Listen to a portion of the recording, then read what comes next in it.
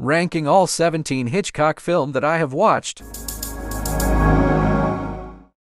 Rebecca is about story of a woman who marries a fascinating widower only to find out that she must live in the shadow of his former wife named Rebecca, who mysteriously died several years ago.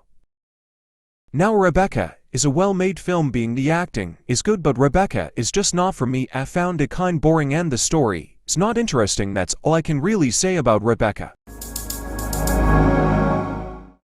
The Man Who Knew Too Much is about a couple while traveling receive a clue to an assassination attempt only to learn that their child was kidnapped to keep them quiet.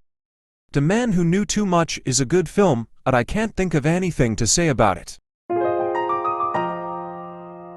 Notorious is about in order to bring the Nazis to justice, a U.S. government agent recruits Alicia Huberman, the American daughter of a German war criminal, as a spy. As they begin to fall for one another, Alicia is instructed to win the affections of Alexander, Nazi hiding in Brazil. When Alexander becomes serious about his relationship with Alicia, the stakes get higher and she slips further undercover.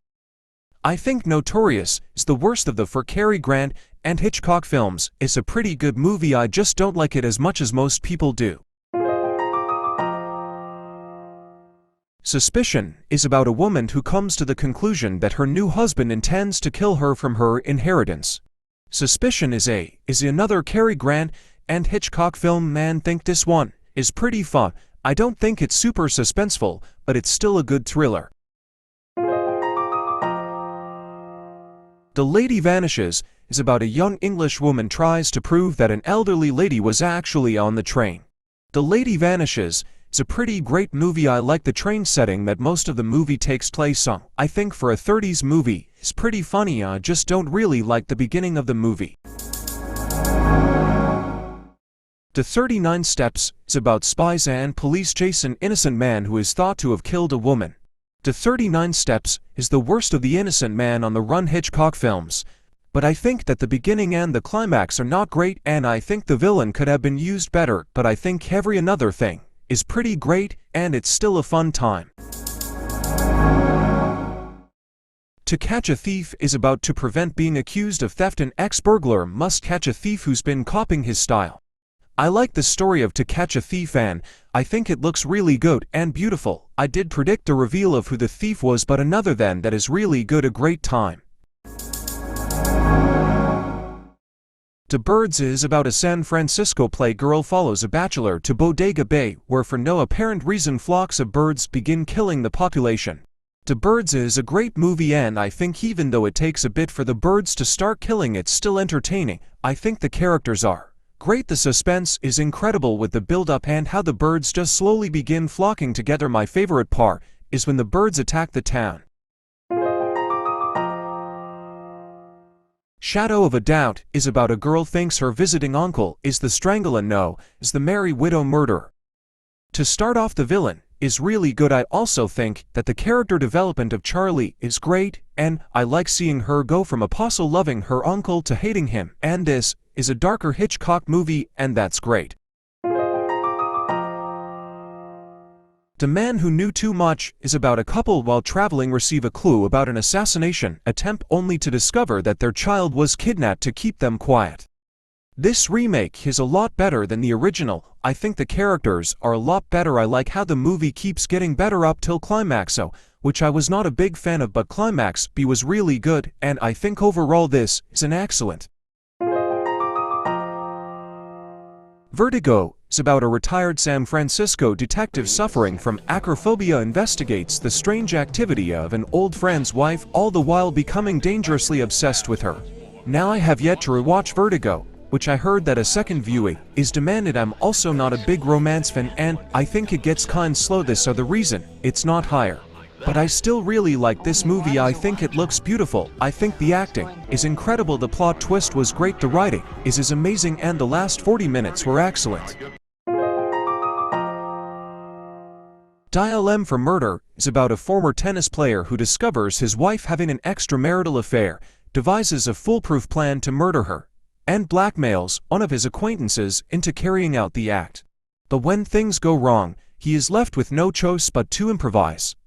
This film is super suspenseful and a great sort of cat and mouse game. Once the murder goes wrong till the end of the movie is super entertaining and suspenseful, and this is just an incredible film.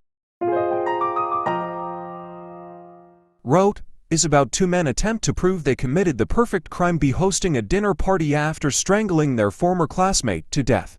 Rote is suspenseful as shit, and the dark humor is insane. It all takes place in one apartment the whole movie, and not once is it boring, and I think it's a perfect runtime of 81 minutes. James Stewart is incredible as always. This is also the first Hitchcock movie with color. Rote is overall just an absolute blast and incredible movie. Strangers on a Train is about a psychopath and a tennis player meet on a train and plot that each will murder someone for the oath. Strangers on a Train seems to be just a suspense tale of cat and mouse, but it is far from it. It is a very intelligent exploration of the psychological, exposing the darkest impulses that hide under the facade of civility. While Guy and Bruno run towards their fateful collision, it is almost our obligation to try to decide the limits of what is good and evil in a morally ambiguous scenario. This tempting mixture of intrigue, suspense and psychological depth is a delight to explore and definitely a genius work of the genre. Psycho is about when larcenous real estate clerk Marion Crane goes on the run with a lot of cash and hopes of starting a new life. She ends up at the notorious Bates Motel, where manager Norman Bates cares for his housebound mother. Where should I begin? I think all the characters are good, the twists are great, the story is interesting, it's super entertaining from the moment that Marion ended up at the Bates Motel. The suspense begins and it doesn't stop till the shore scene, which also great and super iconic. This is also the start of the slasher subgenre and just a masterpiece all around. North by Northwest is about advertising man Roger Thornhill is mistaken for a spy, triggering a deadly cross-country chase. North by Northwest is the best of Hitchcock's innocent man on the run films. It's also the Hitchcock and Cary Grant movie. To start off, this is a fast-paced movie and it's super entertaining. The characters are great, the suspense is great, the climax is really cool, and it's over 2 hours, but don't feel like that. Overall, this is a masterpiece in my opinion. Rear Window is about professional photographer L.B. Jeff Jeffries breaks his leg while getting an action shot confined to his New York apartment. He spends time looking out of the rear window observing his neighbors when he begins to suspect that a man across the country yard may have murdered his wife. Jeff enlists his girlfriend to help. Rear Window is one of the greatest movies of all time and might be my favorite. I think the story is great, the suspense is incredible, characters are all great and well acted. I think it's amazing how it is seen from Jeff's apartment, and the villain is also one step ahead of you, and the characters, every apartment room has its own little story going on which starts and finishes. Rear Window is a masterpiece in almost every way.